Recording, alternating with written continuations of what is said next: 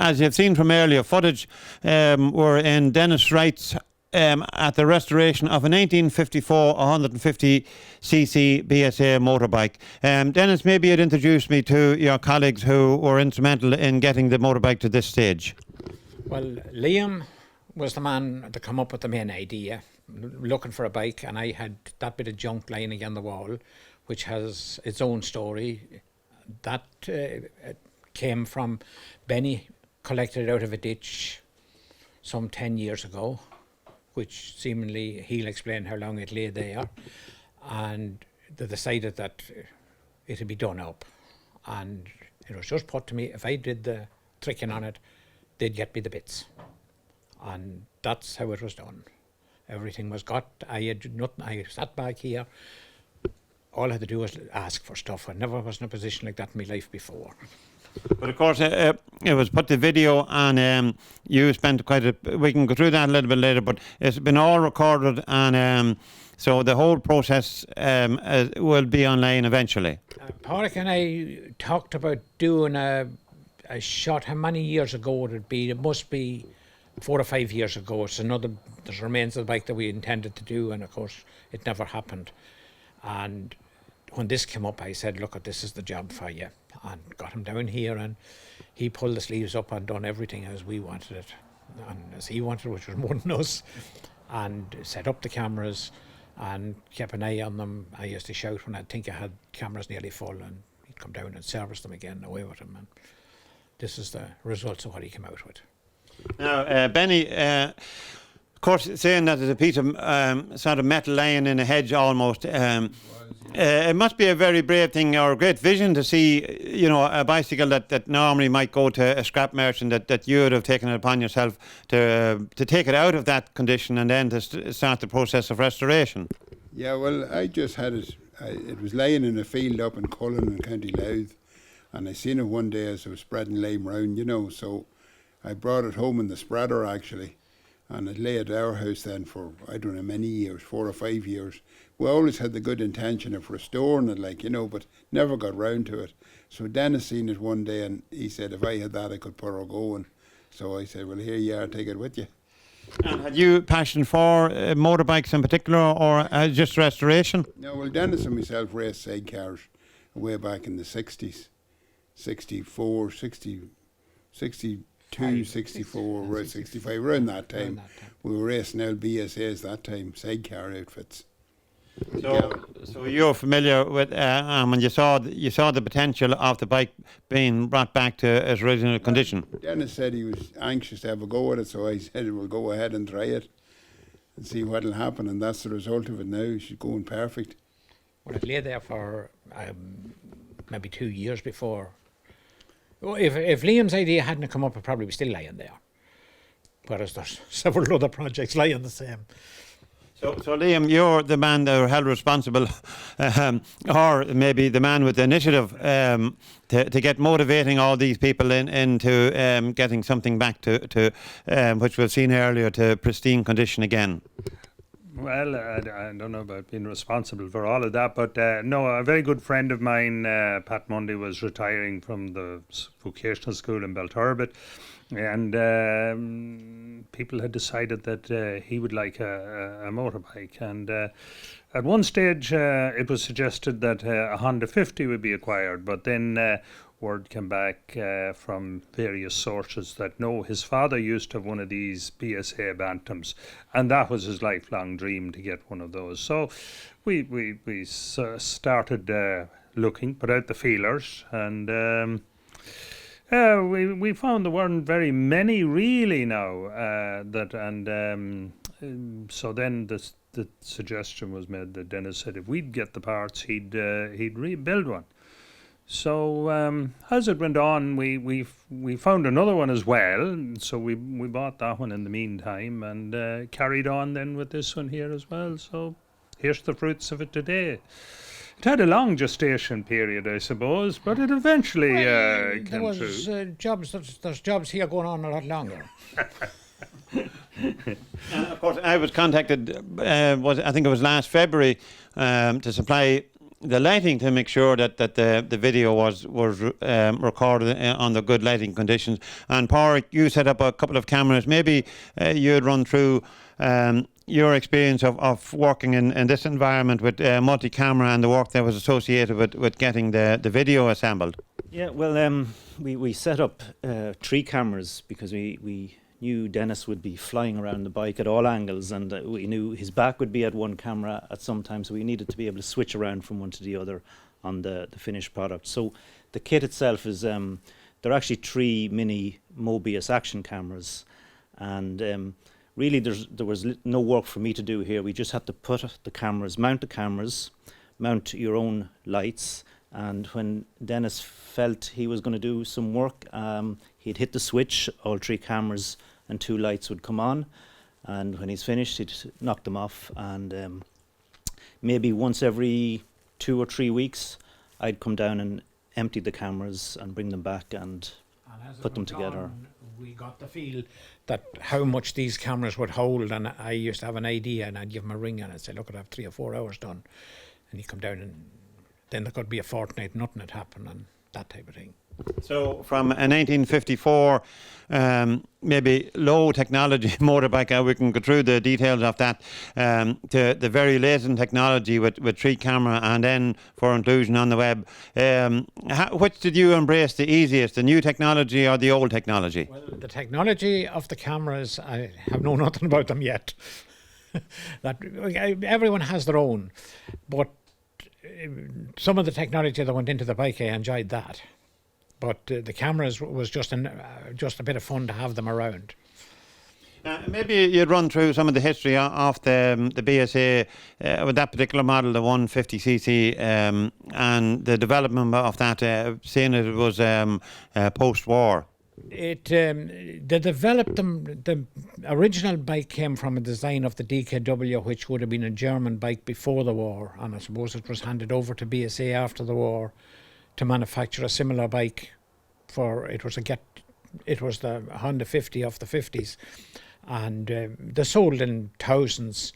They were basically a good bike. They had their problems, but they were doing a lot of work. And the major thing that we deviated a bit from standard is just in the electronics that's on that one. It's the most modern electronics that you can get, which is magic. That you have all the things that give trouble on the old Bantams. Had the pleasure of throwing them away, and that was lovely.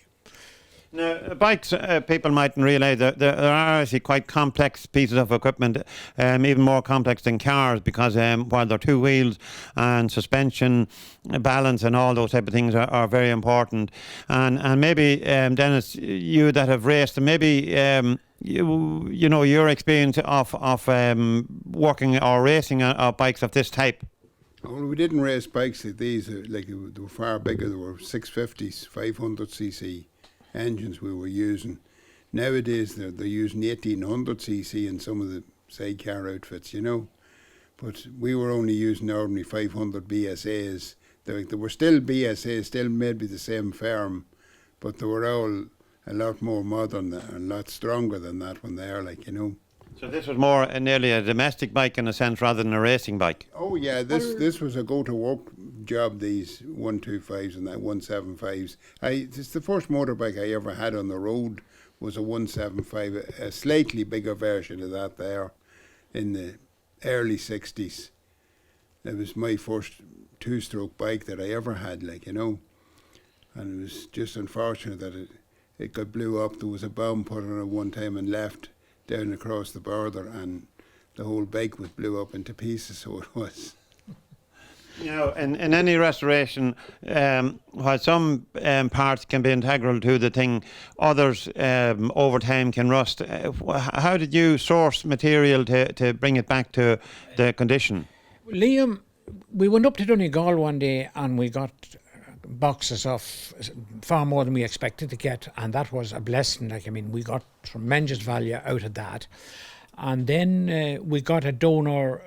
We couldn't say we got an engine, but we got an engine in piece, a block of an engine that was restorable. The original engine, the crankcases were too badly corroded they wouldn't seal, so there was no point in trying to do that. But everything inside the engine was rebuilt. We just used the casings and nuts and bolts and pieces like that till we built up our bike. There was all new bearings got, seals. That's every bearing, that's even in the gearbox bearings, the whole lot. All them was replaced. The barrel piston was replaced, and then the ignition system, which was the daddy of the whole lot. Of course, as you said earlier, some of the modern motorbikes up to even up to 2 litre possibly, they've all electronic ignition, maybe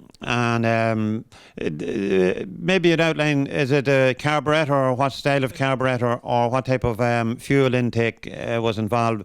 See, it's a single cylinder, so there must have been a good deal associated with getting power into that engine.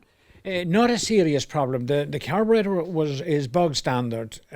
All it had to be done to that is just a good clean output. Make sure that I'd say there's probably 2 carburetors in the one, but still it's all the one parts. It's only a matter of just having parts moving, like slides and stuff, in good condition. But they're not fussy on that. They wouldn't be as fussy as a fuel injected engine. That a little deviation of 1% of fuel wouldn't knock them about a lot. So that wouldn't be the biggest problem. And the biggest problem with them, as I said before, is the ignition. If the ignition is good, they'll nearly burn turf. And suspension is very important, because you rely on that for stability on the road. How much work had you involved in getting the suspension of the bike correct? Well, the suspension will be very crude in that. There's no damping. That would leave them simple. But everything was... If anything was worn, it was replaced. And, the suspension on that is as good as the day it left the factory. But as for modern bikes, like if any man was brave enough to do 100 mile an hour on that, he mightn't be about the next day. Now, I gather from that you travel different parts of the country to secure the thing. So the journeys to and from the places to secure parts, it must have been, was it all motorbike talk, or you obviously had some fun in that process as well? Well, now early on in the process, I was informed by Denis that I was outside my comfort zone dealing with motorbikes, and I'll freely admit I know nothing about them. A little bit of knowledge about cars and classic cars, but not so good on the bikes, no. And so therefore, but the vast majority of the collection of parts and things like that was done via the internet. Wonderful! It's wonderful now the way that you can just get parts and order them up and have them delivered, and it makes it an awful lot simpler. A few years ago you'd have been looking at keeping addresses, and like was mentioned earlier, Bantam John and people like this, that they were the sources, and you rang them or contacted them. But nowadays there's various ones, and eBay and everything else is all marketing, and you can get parts and things like that. So that part of it made it quite simple, really. It would have been more difficult some years ago before the internet, I must really admit now, and there would have been more travelling involved in that. Now, Pádraig, you're recording it to go on the web, and now with social media, everything is almost instant. When you started here, there was a prospect. It could be 6 months, it could be 9 months, it could have been a year. So, what was your vision of is this going to happen? How am I going to get all this? You had cameras to unload, in the instant media type of thing. What was your view on something that might have taken that period of time? I decided not to think too much about it and let it happen. Basically, we really didn't know how long it would go on for, I suppose. I mean, other bits of kit would come into the shed, and so I was just working off Denis's command. So what can I say? Organizer. Yeah, so we just worked around Denis, really. I mean, the cameras could have stayed here 2 years. It wouldn't have mattered. At the end of the day, I mean, they have been here 7 months, and we've put it in a time-lapse video and brought it down to just a little over 11 minutes. And as we agreed, anything longer wouldn't have worked anyway. So I think we're happy enough with the outcome. Very much so. So now you have a very, as shown on the video, you have a very successful restoration, and I presume you have taken it on the road? Well, you've seen the total test drive. It has been up and down to the cross twice, which is a total journey, I suppose, for about a mile and a half. But it goes simple. It's easy started. It's not rattling. I often took ones with less trials off to work the next morning. So where you have situations where people say, "Oh, you know what we should do? We should do up a motorbike." You have now were able to say to people, "I have done up a motorbike and I have restored to original condition." So is the team very happy with what has happened? Oh yeah, I think he's made a good job of it. There's no doubt about that. You know, the paintwork, everything is very well done, and he built the wheels himself, which was some job, I can tell you. I wouldn't like to take on a wheel now to build it. So Denis done it himself. He says he wasn't long at it, but I don't know about that. And did they put you under any pressure? Was there any sort of phone calls, or you used your own time and to get that sorted? Well, anyone that had known me, they'd only be wasting their time. You know, that wouldn't be. No, it was. There's no doubt about it, and it should be said. I never worked with as an agreeable a crowd around me that put. It was every inch of it was enjoyable. I said that I never cursed, which was very unlike me, and I never cut my fingers on the whole job, and that never happened in my life before.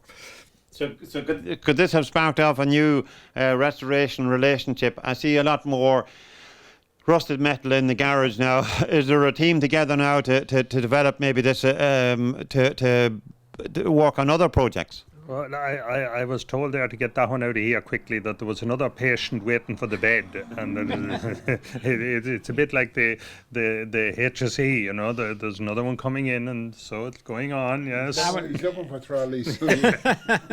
No, we have. Well, I have done bikes before and bits of cars and stuff. I wouldn't say I ever did anything to the standard of that, but I've done bits of them as to that standard. And like building wheels and stuff, I'd done that before. And I have a number of projects to be done. I have another one, a 150, which will be the bicycle that came out after that. I've it to do. It's not as big a job, but there's parts of it there. I hope to have it out for Christmas. But we're not worrying about that, not making a fuss about that. It's just going. So that's it. That's our team, our restoration team, and thanks to all for inviting me down to take a look at the finished product, and hopefully we'll move on to the next project.